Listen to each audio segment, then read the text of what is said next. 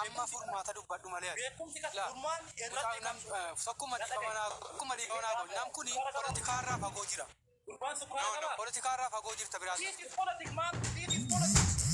Nuti fala dubbachuu jira biraazara sirratti fala dubbata malee rakkoo qofa faarsaan ol dubbareessoo waggaa dhibbaa meeqa rakkoo dubbanne fala. Koi Isaac. Aara mataanaani waliin galab.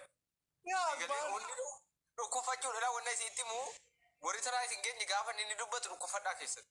Inni futtaafatina maraadhaa jechuudha. Isaan isa maraatu keessatti maraadhaa. Rakkoon qabu garuu hin baasina. Amma si wal maraachee ture beekaa keessatti maraadhaa. Garuu wal hin baasina. Aaraa keessatti tiraa wanti godhamu jiru. Isa gaggabaasee dhumatti uumata. Okay, kanaaf wanni guddaan Oromoon beekuu qabu maalidha? Oromoon 4 kiiloodhaaf isaaf haaraa miti 4 kiiloon. Lijjiyaasuun Oromoodha. Haayila Sillaaseen Oromoodha. Mangistuu Hayilamaariyaam Oromoodha. Oromoon wanni isaa haaraa maaliif biyya san keessatti beektanii? Nagahaan abbaa biyyaa ta'e nama filatee jiraachuu. Biyya san irratti nagahaan jiraachuu. Dimokiraasiin jiraachuu. Qeerraa isaarraa buqqa'uu dhabu. Abbaan ta'e mootummaa haa ta'u. Nu rakkoo gandummaa hin qabu ani Isaaq. Osoo Jawaarii fi Lammaa wal bira kaa'anii Lammaa hangoorra baasa. Takka jedhe. Lammaffaa Abiyyi Ahmed an tiishartii isaa bitadhee deeggaree jira bichuu abbaa malaa jedhee maraadhee qabanii dadhabanii jiran gaafa inni filamu. Gaafa inni dogongore garuu inni kitaaba Rabbii irra yookiin Matsaaf Quddusii irra hin jiru dogongorte jedhaan. Jawaar Muhammad aangoo qabatee inni dogongorte jedhaan. Lammaan dhufee aangoo qabatee inni dogongore ijoollee abbaa kiyyaa haadha kiyyaati miti. Dursa Oromoof kenna. Wanni Oromoo baasu maalidha jedhee yaadaan. Ani ilma gandaati miti ani ilma Oromoo hundaati. Nama Oromoodhaa dalagu nama kaleessa Oromoof dalagee nagarsiise jaaladha deeggara. Nama bu'aa irratti bu'aa inni fideen nama madaala. Beekumsa namaa kabidaan madaalu bu'aa inni fideen. Abiyyi Oromoodhaaf qeerroodhaaf dhalattuu nama Oromoo tokkoof bu'aa maalii fide? Waraansa, beela, hiyyummaa, rakkoo, milishaa, du'a. Kanaaf zamana wayyaanee bara Oromoon kana caala nagaa qaba. Kanaaf abbaan giddi daqiiqaa muraasa yaada tokko qofan himuu barbaada. Daqiiqaa sadii kaasii kana abbaa daqiiqaa sadii si mootummaa milishaa jaallataa mormitoonni maaliif milishaa jibbuusa jedhu qofa waan tokko gurra siin buusuu barbaada beekta. Mootummaan bajeta muraasa qabaa. Dargaggoota sababa waraansaatiin irrina bajetaatu jira.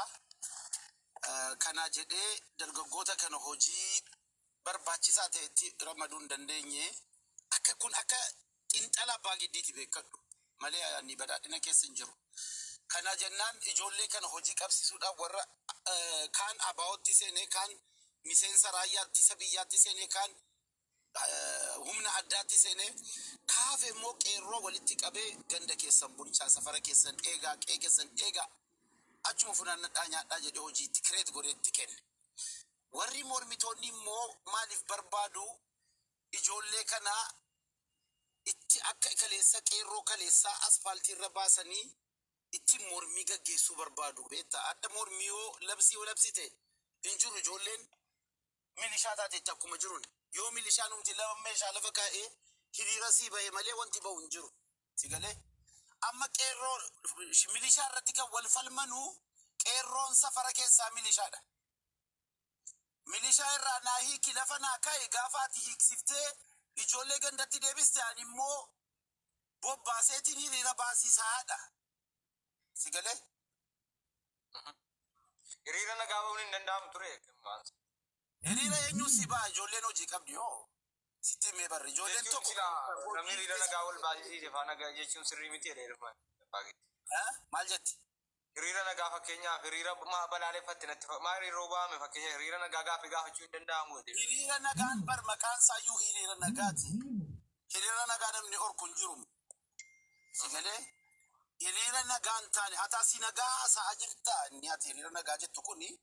Hiriira nagaa jechuun utuu waan darbatiin mootummaa mormii dhageeffachuudha bara. Mormii fi asii fonqolchan godha jettee nama ijaareera jettee kaatee borga nama hiriira nagaa naa ba'a yoo jettee akka dammee fonqolcha sanatti ilaaluu danda'a mootummaan. Dursaati afaan dippiloomaatiik ta'ee dubbachuu qabda jechuudha. Si galee? Amma rakkoon kanam gaafa miira keessa galanu gaafa waltajjii argatanu wanti haasaanu jarri waa biraati. ilmaanii yeessaa gabbaasisanii dhoosisanii immoo achuma san poostisii gochuu barbaadu. Amma milishaan hin jiru laa milishaan yoomiyyuu niqqatu milishaan inuma jiraata ganda isaa eega ijoollee qeerroo safaraati ijoollee Oromooti safaratti dhalattee guddatte eegaa jirti yoo balleessite gorsinee qajeelchina gorsa ballee badiin immoo seeraan gaafachiisu yoo jiraate ijoolleen sun akka seeraan gaafatamtu hin gaafanna jechuudha. Sigalee jarri wal naqaanii jiru inni sunis abbichuunis dursa waan jarri yaadan waan beekuuf ijoollee ganda keessatti nambisne hunda hojiitti kenne lafa keewwate la. Amma ijoollee kana hiiki naa gadhiisii daasi warri immoo hiriira maqaa hiriiraatiin ijaarreerra warri jedhanu tokko kana sigalee warri milishaa irratti wal falmaa jiranu kana siin jechuudhumaa fi galatoome. Galatoome abbaa giddi sa'aatii keenya gara xumuraatti deemaa jirra isaa. Daqiiqaa takka keessatti waa'ee milishaa irratti deebii kenna. Waa'ee milishaa qofa irratti waan biraa naasu. Hayyee. Milishaa jechuun maal jechuudha? Milishaa jechuun tokkoffaa akka inni jedhe yaanga osoo hin ta'in parsantii 80 nama umuriidhaan deeme nama mana sadarkaa barnootaa isaallee gad aanaa ta'edha.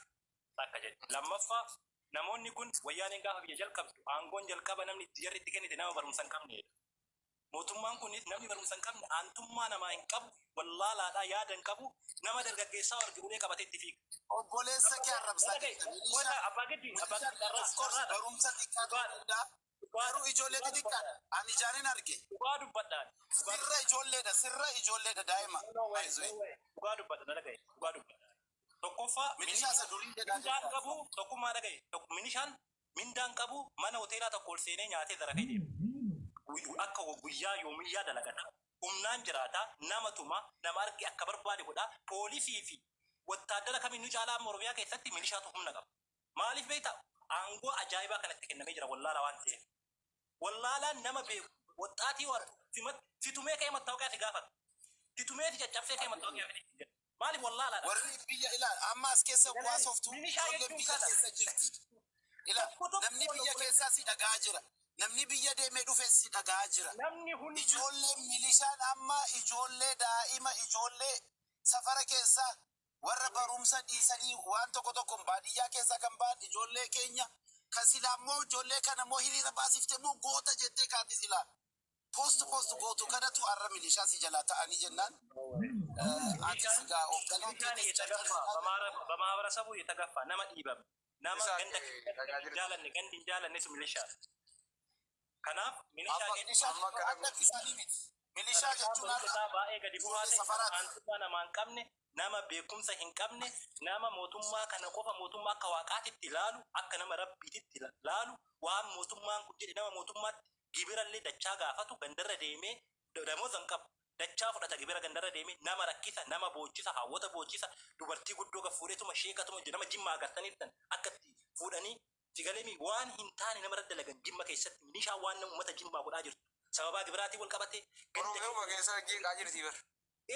Oromiyaa keessa gan bakki isin itti hammaatte bakka waboon jirtu hin jirtu milishaan bakka waboon jirtu hin jirtu milishaan wallagga keessa baay'ee milishaan hin jirtu milishaan bakki jirtu gama Arsii gama Jimmaa gama Harargee kana milishaan dhukkee namarraa kaaste wallaaltuudha milishaan beekumsa hin qabu sigalemi sabaatiyyaan kanaaf uummata inni rakkisaa jiru milishaan direct poolisiin uummata keenya kabajamoo Isaaq Zeenoo jala jirtaanii bagana gaanduttee warra Itoophiyaa diiguu jirta Ameerikaa siitaatee cufan Isaaq dhagaa keetii Isaaq inni keessaa Isaaq ta'uun booda yaadadhe.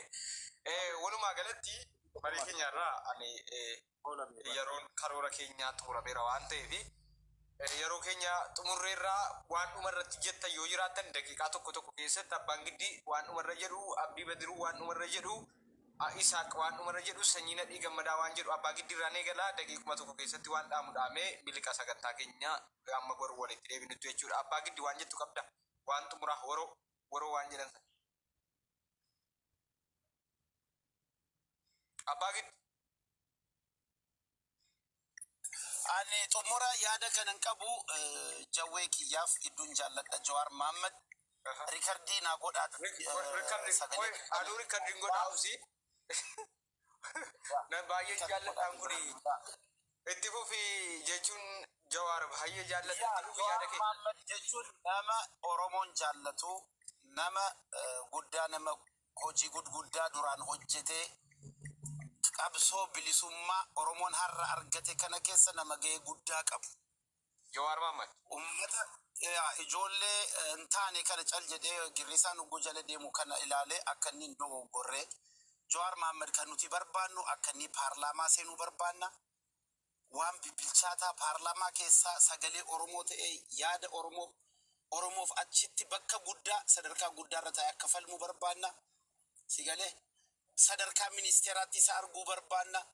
Hawwii isaa kana ummata isaa bira ga'ee akka inni tajaajila kenne kanatti isa eegna malee deebi'ee feesbuukii irratti koonkaa ummata qulfii sammuu qulfii kana wajjin waan jalli isa jala girrisaniif haga inni qilintoo galutti warra isa gaggeessanu kana dhiise bor kaleessa gaafa inni maneedhaa jiru jarri kun amma warra asiisaa falmanu tokko hin jiran waan argeeyyuun beeku jara kana habiibii qophaa turre nuti kana jennaan har'as boris suuta jedhee tasgabbaa'ee of ilaalee sagantaa baasee karoora baasee Dr. Abiyyis asirratti walitti muufachuu dhiisee egaa isa aga ammaallee dhiisee fi maanguddoon Oromoon yoo dhuguma maanguddoo qabaatte Oromoon akka sabaa yoo dhuguma nama barate qabaate namoota lamman kana walitti fidanii suuta jedhanii keessaan araara buusanii kaafaa'oonis akka paartiitti sagantaasaa imaammatasaa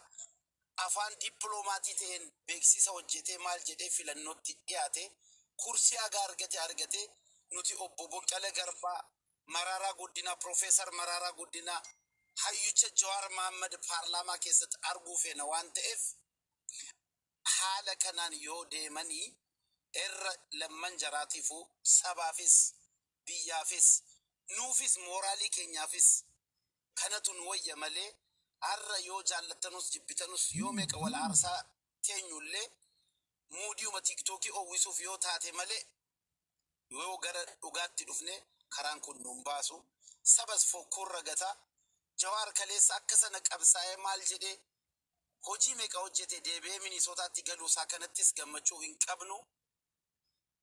Dr. Abiy maanguddoo isarraa bareedanii mootiidha. Waa hunda dhiisuu danda'a garaa bal'ataa. Hangaafa biyya galee takkaa namni tokko akkana qubatti namni na tuqe hin jiru. Gara bal'ina kana arras boris hunda keenyatti oolchuudhaan Abiy ofii isaa gara beekuun afaan beekuun isatti dubbate waamee kootu jedheeni argise biyyatti galchee Jawaaris tasgabbaa'ee garaagarummaan rakkoon qabu garaagarummaan ilaalcha Oromoodhaaf akkuma isiniin jedhe paartii lama sadii barbaachisaadha. Afaan nagaatiin qawwee of keessaa baafne silas Jawaar afaan malee afaan rakkoo afaanii qaba malee qawwee harkaan qabu. Jarjareetuma arrabsee naasisa beekte afaan irraa caayiroo tokko. Kana isii kana immoo ijoollee Harargeetti dhalatee guddate kanallee hubannoo keessa galchee fi Jawaaris yeroo hunda akkas hin jiru gaa hooggana gaafa taatu obsaa ta'uu qabda. Keessattuu arrabni kee qaramaa ta'uu qaba. Abadan jechuudha la afaan dippiloomaasiitiin dubbachuu itti dubbate bakka gahuu ummata kana saba kana nan tajaajila saba kanaafin hojjedha jedhee yoo karoora qabaate obsaan bakka sana gahuu qaqqabuu qaba jedha an kana gorsi an jara lammaniif qabu an waan qabnu lammanuu irraayyuu Jawaaris Abiyyis walqixa jaannanna ilma Oromooti karaan nu baasu moo karaa kana qofa jedheetii yaada galatooma. Abbaa Giddii yaada xumuraanuu kaabsee baay'ee galatoome abbaa Giddiiti moo nama biraatiin ni dubbatee kee jiru. Abbaa Giddii ta'e nama biraatiin beeku kaameraan yeroo hunda laayivii keenya nu jala teessanii warra abdan galatooma argaa jira bakkoota hedduutti. Ulfaadhaa asiis warra abdan gallakkisuu abbaa Giddii Jawaarii erguu dhaamsanii Jawaarii kenne erge kana erguu dandeessu. Nutis karaa miidiyaa keenyaa gallakkifnaa abdii badir waan daqiiqaa tokko hin caalle keessatti yaada qabu daqiiqaa tokko keessatti gabaabsii waan xumuraa waa waroo jedhan san wara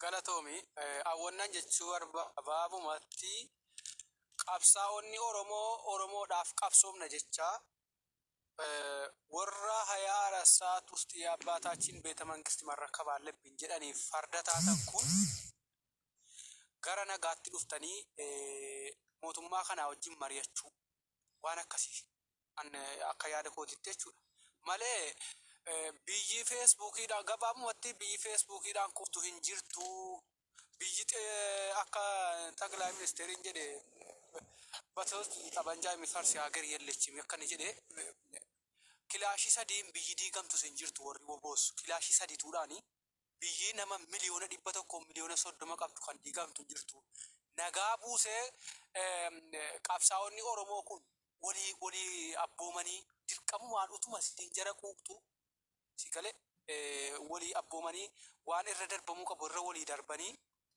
tokko ta'anii biyyattii kana ceesuu qabu malee oromoon biyya bulchuu hin danda'u isa jedhan sana nurratti raggaasisuudhaaf jecha asii mootummaa kana irratti dhakaa guuruun salphina oromoodhaaf illee salphina biyyattiin kun harka oromootti yoo kufte illee oromoo hunda saba guddaa kana salphisaa jechuudha kana beekuu qabu gabaabumatti dhaamsi dhumaan qabu walumaa galatti biyyi kun biyyi feesbuukaan jidduu hin jirtu namni akka durii hiriira ba'u hin jiru namni akka gisee wayyaanee kana kaati hiriira ba'u kutaa oromiyaa hunda keessatti jennaan namni hiriira ba'u hin jiru sitti sobaa walumaa galatti kanuma jechuu barbaada.